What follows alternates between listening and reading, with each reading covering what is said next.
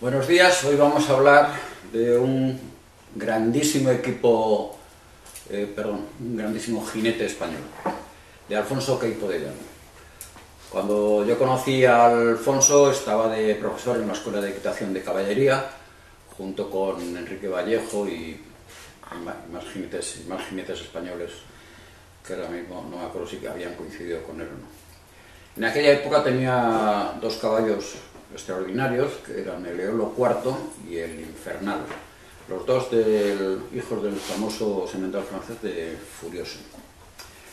Alfonso Queipo, voy a hacer un pequeño extracto de su vida deportiva, ganó el Gran Premio de Roma, estuvo 10º en el Campeonato del Mundo de Buenos Aires, donde Pepe Trujillo fue subcampeón del mundo. Corrió la Olimpiada de Tokio, 5 campeonatos de Europa, en 4 de ellos entre los 10 primeros. En uno de ellos estuvo cuarto, que hasta el día de hoy es la mejor clasificación española en un campeonato de Europa. Él fue campeón de España en el 62, en el 60 olímpico por completo en la Olimpiada de Roma. En fin, bueno, esto es un pequeño resumen de toda su vida deportiva, que es muchísimo más amplia de lo que yo estoy contando. Bueno, 5 Copas de Naciones, por lo visto, ganó con España, una de ellas Ginebra, la única vez en la historia que el equipo español ha ganado la Copa de Naciones de Ginebra fue en el año 65, creo que estaba Enrique, Alfonso, Pepito y Paco, me parece.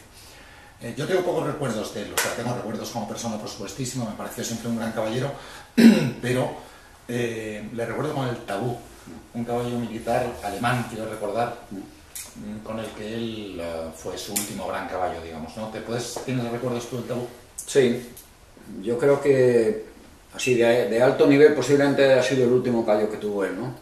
Fue un caballo que compró el ejército en Alemania, un caballo, la verdad es que era un caballo extraordinario, tenía un salto fantástico, pero desgraciadamente tenía un problema de un soplo en el corazón, con lo cual, pues tristemente el caballo se cansaba al final de los recorridos y nunca llegó a tener todos los grandes resultados que podía haber tenido ese caballo con él, ¿no? Ahora me gustaría hablar de Alfonso como persona, ¿no? Alfonso fue una persona con una personalidad arrolladora. Estuvo muchísimo tiempo colaborando con la Federación Española en la Junta Directiva, asesorando sobre todos los temas que en aquel momento se hacían en la Federación. Participó con Manolo Prado en la evolución deportiva del club de Somosaguas, potenciando enormemente el concurso completo en España, que realmente en aquella época llevaba bastante tiempo muy parado.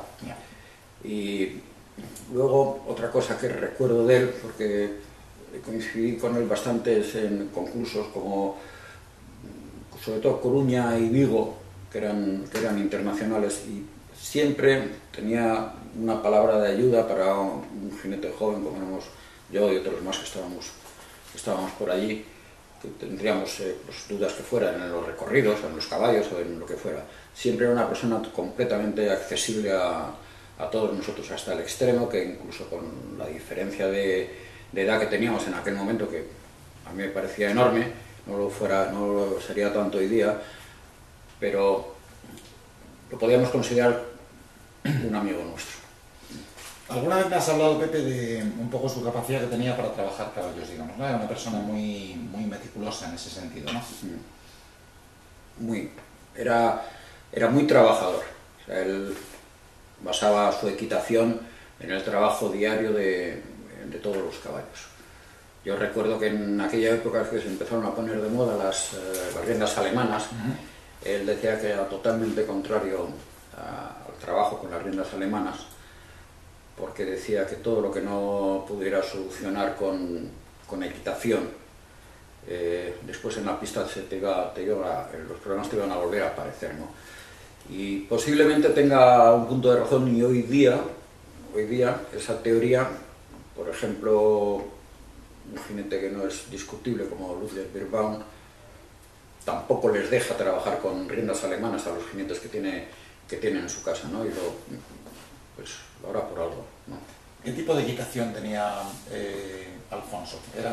Yo recuerdo un poco más a Enrique, tal vez, Martín Vallejo, porque duró un poco más tiempo, a lo mejor probablemente, Sí.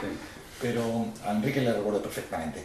¿Su equitación era similar, era parecida, muy clásica equitación militar española de la época o era diferente?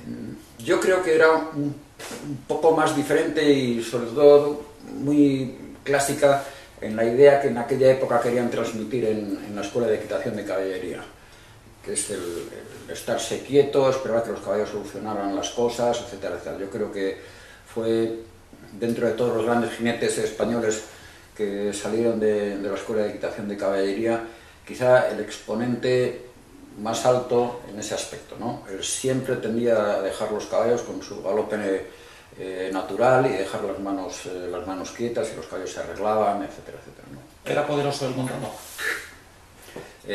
Bueno, Alfonso era muy fuerte, era una persona muy fuerte, pero a caballo al menos no lo exteriorizaba, ¿no? Por ejemplo, el Infernal, que era un caballo que le compraron, lo montaba un gran jinete francés que se llama Calmont.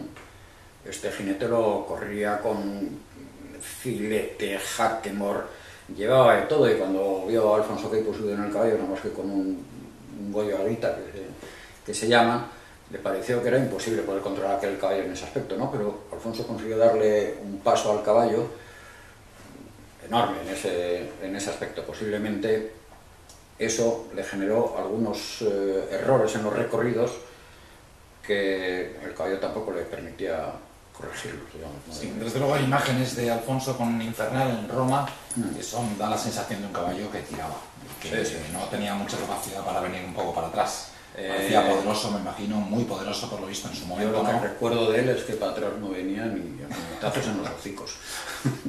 Pero bueno, él se manejaba muy bien con el caballo. Sin embargo, el Eolo era un caballo un poco más clásico, pero también él seguía manteniendo la misma equitación y también tenía unos resultados extraordinarios con ese caballo. Bueno, pues con eso esperamos que nuestros televidentes de Cavalarium sean capaces de haber entendido un poco más la figura de unos grandes jinetes españoles, Alfonso Queipo de Llano, un caballero de nuestro deporte. Muchísimas gracias. Gracias.